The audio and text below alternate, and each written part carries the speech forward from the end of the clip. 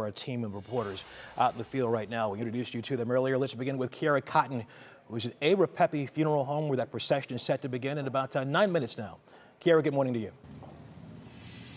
Good morning, Russ. As you mentioned, I'm live here in Middleburg Heights at A. Repepi and Sons Funeral Home, where the funeral procession for Officer Jacob Derbin is set to begin in just a minute. All morning long, cars, trucks, even charter buses have filed into the parking lot this morning as they gather to pay their respects to the fallen officer. There's even an American flag that is hanging over the entrance of the funeral home this morning that is laced with law enforcement officers who are preparing to lead that procession. And as Danielle mentioned, folks are lining up across the street to pay their respects as well. There are several flags that can be seen in honor of Officer Derbin. But again, this procession is set to begin here in just a minute. And of course, we'll continue to keep you updated as this service begins. Russ? Kiara, thanks a lot.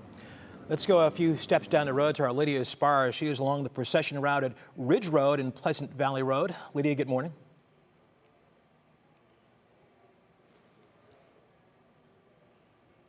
Okay, sounds like we don't have Lydia right now. Kind of help me out, folks. We don't? Okay. Lindsay Buckingham is also along the route this morning. Lindsay, good morning to you. What can you tell us from your vantage point? Good morning, Russ. Well, I can tell you that people are already lined up down Broadway Road. I'm going to step out of the way here. You can see they are blocks down. There are also people lined up on East Pleasant Valley Road. There are flags all over both of those roads. Some people had their blue porch lights on representing police. Some had signs for the motorcade for Officer Derbin's family. And that is leaving A. Repepi and Sons Funeral Home shortly in Middleburg Heights. There are dozens and dozens of police vehicles from departments all across Northeast Ohio we've seen traveling down both roads. And it is just a wonderful display of support for the Derbin family. Now I'm going to toss it out to my colleague, Lydia. Lydia, what are you seeing where you are? Well, Lindsay, the sun is just starting to come out. It's peeking through because it's been a cloudy day, so that's going to be an indication of how beautiful the services are going to be. So take a look behind me. You can see them starting to line up. There's the Parma fire truck there. People are coming with their flags and their signs.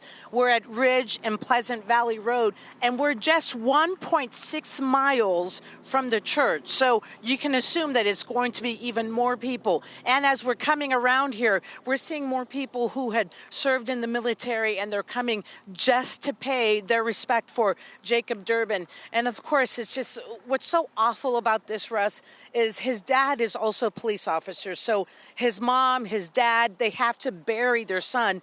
But for Vincent Trusso, he has to bury his son and his colleague. So this is just a very emotional day, and I expect a lot of emotion here right on the route. Back to you, Russ.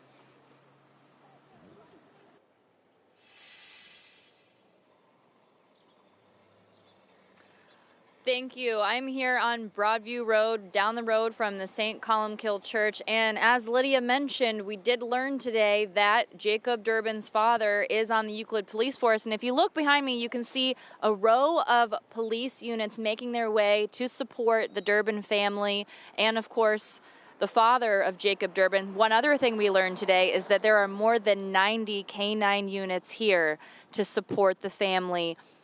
Jacob Derbin's father was a member of the Euclid K-9 unit, is a member of the K-9 unit. So as these dozens of police officers are making their way into the funeral to support that family, we learned that they've brought their K-9 units with them.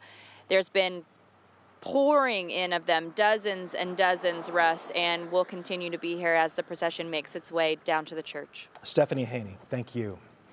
As we told you, the procession will end at St. Columkill Parish in Parma. That's where friends and family will gather for that funeral service before heading to St. Mary's Cemetery in Cuyahoga Heights for his burial. Monica Robbins is outside the church this morning ahead of the service. Monica, good morning to you.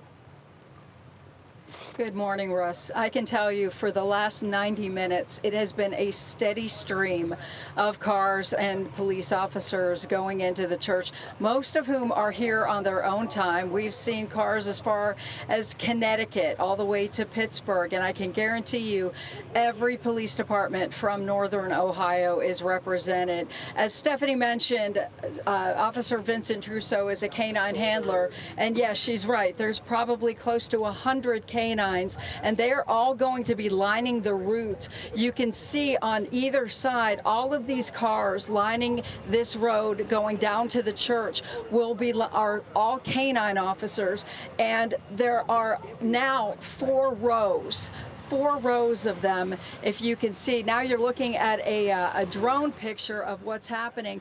The procession is going to go under the flag that you can see that the Bedford Heights and the Parma Fire Department ladder trucks are holding, and you can see all of the cars that are holding. And we're estimating going to the cemetery could potentially be a 3 to 5 mile procession, Russ. All right, Monica, we'll see you later this morning. Thank you. A few moments ago,